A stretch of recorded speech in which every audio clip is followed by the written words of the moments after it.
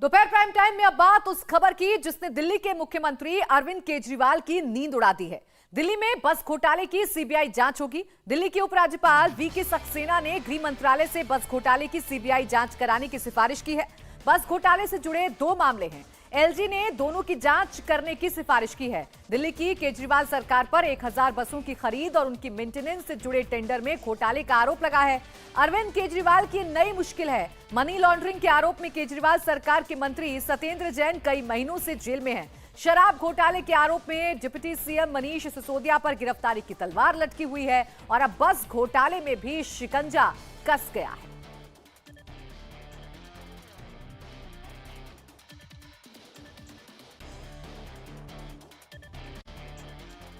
ये मामला सीबीआई जांच तक कैसे पहुंचा, इसकी पूरी चेन अब आपको बताते हैं।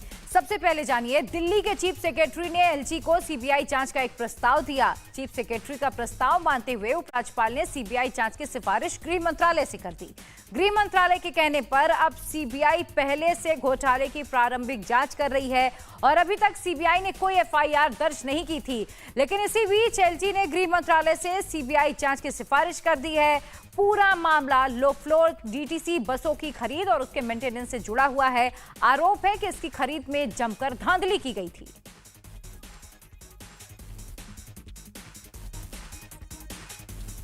पूरा मामला आपने जाना, कैसे इस पूरे मामले में शिकायत की सिफारिश की गई उसको आपने समझा।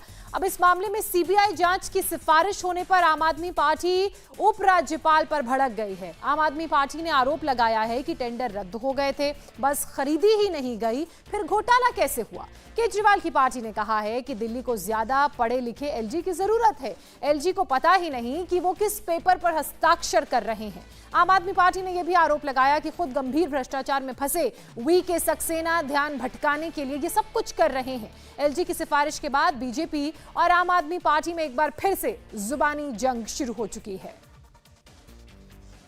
कोई भी जांच होती है और जब कोई भी भारतीय जनता पार्टी बात कहती तो उस पर तथ्य होते हैं, उस पर फैक्ट होते हैं और उन फैक्ट्स पर ही हम बात करते हैं। जिस तरह से डीटीसी बस की खरीद में जो घोटाला हुआ है और जिसकी जांच के आदेश अभी एलजी साहब ने दिए, मैं उसका बहुत स्वागत करता हूं। एक आम आदमी पार्टी के एक नए भ्रष्टाचार का खुलासा होगा, दूध का दूध पानी का पानी होगा। और अगर हम इस भ्रष्टाचार की बात करें तो इसमें वो बातें स्पष्ट हो रही हैं कि किस तरह से बसों की खरीद की टेंडर प्रक्रिया को तोड़ा गया, उल्लंघन किया गया, सीवीसी की गाइडलाइंस का उल्लंघन किया गया, जनरल फाइनेंस रूल्स का उल्लंघन किया गया, टेंडर की प्रक्रियाओं का उल्लंघन किया गया, प्रोक्योरमेंट ऑफ गुड्स के नियमों को तोड़ा गया।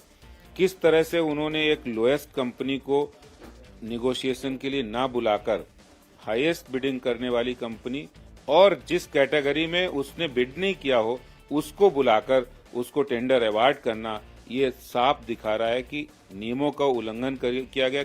अपने ऊपर गंभीर भ्रष्टाचार के आरोपों से बचने के लिए एलजी साहब रोज नए नाटक कर रहे हैं। अब ये जो मामला इन्होंने बताया, 1.5 साल पहले तो इसके अंदर सीबीआई पीई कर चुकी है। 1.5 साल पहले सीबीआई ने इसके अंदर पीई दर्ज कर रखी है। अभी तक तो सीबीआई को कुछ नहीं मिला। 3 हफ्ते पहले इन्होंने इसको दोबारा उठा के सीबीआई को भेज दिया।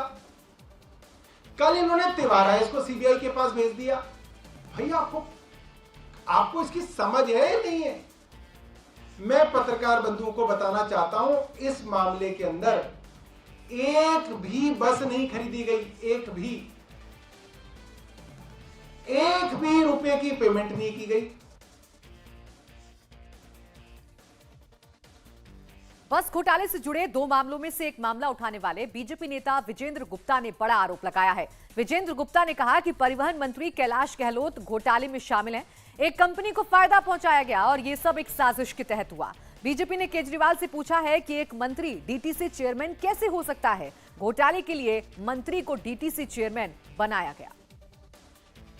जिस तरह से एक कंपनी विशेष को फायदा पहुंचाने के लिए लगातार 2018 से केजरीवाल सरकार के मंत्री श्री कैलाश गहलोत उसमें एक कनाइवेंस के साथ उसमें जुड़े हुए हैं और ये लगातार उस कंपनी को लाभ पहुंचाने की कोशिश की जा रही है और अंतोगत्वा सारे राज खुल गया केजरीवाल जी से मैं पूछना चाहता हूं कि एक मिनिस्टर जो कैबिनेट का मेंबर है वो कैसे डीटीसी बोर्ड का चेयरमैन हो सकता है, क्योंकि डीटीसी चेयरमैन की जो पोस्ट है वो एग्जीक्यूटिव पोस्ट है और जो बोर्ड में फैसला होगा उसकी मोहर कैबिनेट में लगती है। तो कैबिनेट में भी अगर वही व्यक्ति बैठा है और बोर्ड का चेयरमैन भी वही है, तो ये इसका मतलब कहीं ना कहीं एक साजिश थी कि चेयरमैन एक पॉलिटिकल आदमी को बनाकर वहाँ पे भ्रष्टाचार किया जा सके और अपने चहेतों को ये हजारों करोड़ के ऑर्डर दिए जा सके। बीजेपी नेता मनजिंदर सिंह सिरसा ने भी आम आदमी पार्टी पर कई गंभीर आरोप लगाए। सिरसा ने कहा कि बसों की खरीद से ज्यादा मेंटेनेंस का टेंडर निकाला गया। केजरीवाल का हर घोटाला अब सामने आ रहा है, सुनिए जरा। शराब घोटाले के बाद अब बस घोटाला। देश को बधाई, अरविंद केजरीवाल के सारे घोटाले सामने आ रहे हैं। पर मैं देश के लोगों को जो जानकारी देने जा रहा हूं, आप सुनने के बाद आपको सदमा लग सकता है। आप एकदम कुर्सी से नीचे गिर सकते हैं जानने के बाद कि क्या किया गया। 1000 बस खरीदने का 2020 के अंदर आम आदमी पार्टी ने फैसला लिया। एक बस की कीमत 87 लाख रुपया थी, इसलिए 1000 बसों की कीमत 870 करोड़ रुपए थी। लेकिन आप सुनकर हैरान हो जाएंगे, इन 870 करोड़ की जो बसें खरीदी गई, इनको मेंटेनेंस, इनको ठीक ठाक चलाने के लिए 3,500 करोड़ रुपया, 3,500 करोड़ रुपया, मतलब एक बस को खरीदने की कीमत 87 लाख रुपया और उसको ठीक ठाक चलाने की कीमत 3.5 करोड़ रुपया। 87 लाख की बस, हंसी आ रही होगी आपको, बस 87 लाख रुपए की और उसकी मेंटेनेंस 3.5 करोड़ रुपया, क्योंकि बस में तो हेराफेरी की नहीं जा सकती थी। बीजेपी नेता मनजिंदर सिंह सिरसा को आपने सुना। उनका यह कहना है कि दरअसल घोटाला बसों को खरीदने में नहीं बल्कि उसकी मेंटेनेंस के नाम पर हुआ। अब आपको विस्तार से समझाते हैं कि ये पूरा मामला आखिर है क्या और क्या आरोप बीजेपी की तरफ से लगाए जा रहे हैं। ये ग्राफिक्स आपके सामने है। दिल्ली सरकार ने डीटीसी के लिए 2 टेंडर निकाले थे। एक टेंडर बसों को खरीदने का था तो दूसरा टेंडर उन बसों की रखरखाव का था जो बसें बेहतर हालत में नहीं है। बस खरीदने के लिए 850 करोड़ का टेंडर हुआ।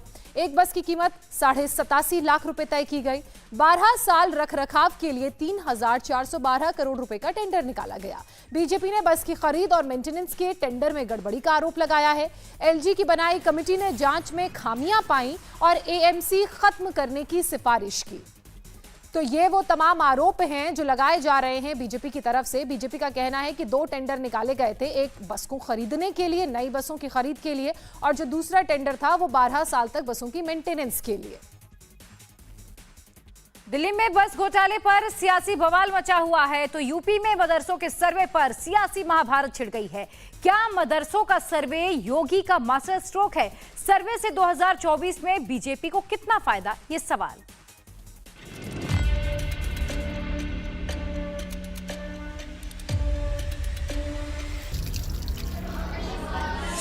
मदरसों का सर्वे योगी का मास्टर स्ट्रोक।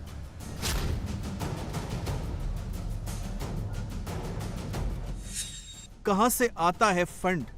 मदरसों में कितने छात्र?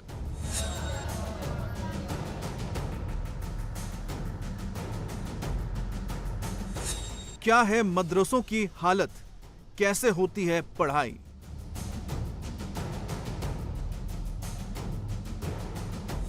सर्वे से 2024 में होगा बीजेपी को फायदा।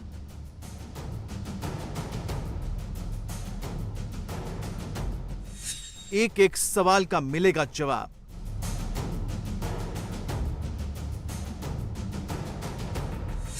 यूपी के मदरसों पर सबसे सटीक रिपोर्ट। देखिए, यूपी में मदरसों के सर्वे पर योगी विरोधी अब एक्टिव हो गए हैं और लगातार इस पर सियासी घमासान छिड़ा हुआ है। तमाम हंगामे और विरोध के बीच यूपी में कल से मदरसों का सर्वे शुरू होगा। मुख्यमंत्री योगी आदित्यनाथ ने मदरसों के सर्वे का आदेश दिया है। सर्वे में उन मदरसों की पड़ताल की जानी है जो बिना सरकारी फंडिंग के चलते हैं। सरकार इन मदरसों की पूरी डिटेल जानना चाहती है।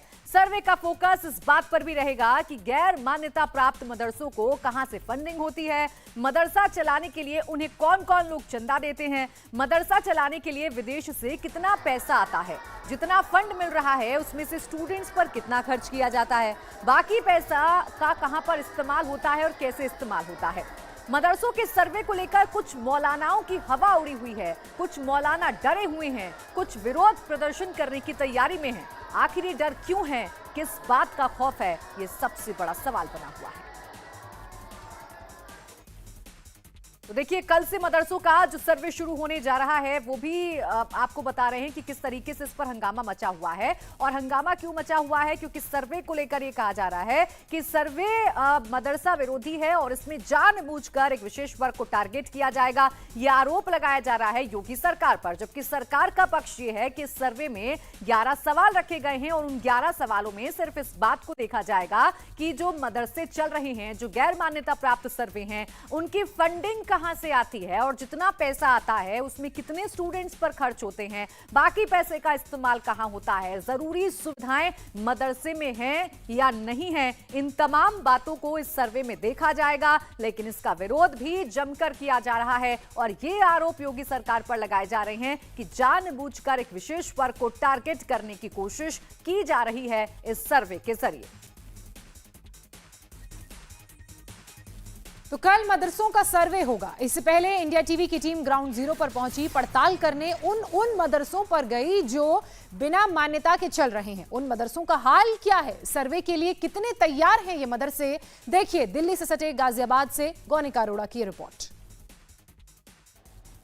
उत्तर प्रदेश में कल से मदरसों का सर्वे शुरू होने वाला है और इसमें उन तमाम मदरसों को शामिल किया गया है जो कि गैर मान्यता प्राप्त हैं। यानी कि उत्तर प्रदेश में लगभग, हम आपको जानकारी दें कि लगभग 16,500 ऐसे मदरसे हैं जो कि सरकार के पास रजिस्टर्ड हैं, वहीं बाकी के कई ऐसे मदरसे हैं और जिनकी संख्या काफी ज्यादा है जो कि गैर मान्यता प्राप्त हैं।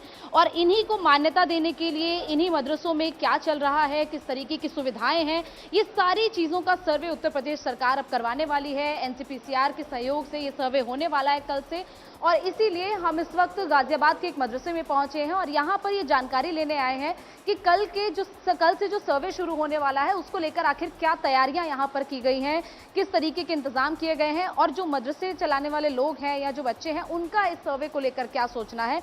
हम इस वक्त यहाँ पर मदरसे में मौजूद हैं और लगभग 50 के आसपास बच्चे यहाँ पर हैं जो कि इस वक्त कुरान की तालीम ले रहे हैं और तमाम जो टीचर्स जो कि यहाँ पर पढ़ाते हैं उनको कुरान की तालीम देते हैं और इसके साथ साथ जो बेसिक एजुकेशन भी यहाँ पर दी जाती है वो भी यहाँ पर मौजूद है। रविवार का दिन है हालांकि, लेकिन रविवार को भी यहाँ पर इनको तालीम दी जाती है। तमाम जो बच्चे इस वक्त यहाँ पर बैठे हुए हैं, इसी तरीके की जो स्थिति है वो कल भी होगी। कल भी जब यहाँ पर सर्वे की टीम आएगी तो बच्चों से भी बात करेगी, जब तमाम टीचर्स हैं जो मदरसा चलाने वाले लोग हैं उनसे बात करेगी और उस टीम में जिले के कई अधिकारी होंगे, बेसिक शिक्षा अधिकारी, इसके अलावा अल्पसंख्यक कल्याण अधिकारी होंगे और उसके साथ साथ एसडीएम भी इस टीम में है। और तमाम टीमें अलग अलग जिलों में गठित कर दी गई हैं जो कि अलग अलग जिलों में जो तमाम मदरसे हैं उनमें जाएगी और उसकी बाकायदा एक लिस्ट तैयार की गई है। और ये सर्वे 5 अक्टूबर तक होगा और उसके बाद 25 अक्टूबर तक उत्तर प्रदेश सरकार को रिपोर्ट सबमिट करनी होगी और उसके बाद ये तय किया जाएगा कि आखिर जो तमाम मदरसे हैं जिनमें जो सर्वे हुआ है उस रिपोर्ट में जो निकलकर सामने आया है उसके आधार पर यह तय किया जाएगा कि आखिर किन किन मदरसों को क्या क्या सुविधाएं, किस तरीके की ग्रांट या फिर किस तरीके की मान्यता दी जानी है या फिर नहीं। तमाम जो बच्चे यहाँ पर हैं उनसे बात करने की कोशिश करते हैं। क्या नाम है आपका? मोहम्मद असहाब। अच्छा, आप ये बताइए कि क्या पढ़ रहे हैं आप, कब से यहाँ पर रह रहे हैं? कायदा पढ़ रहे, 4 महीने से आ रहे हैं। कहाँ से आप? बिहार से।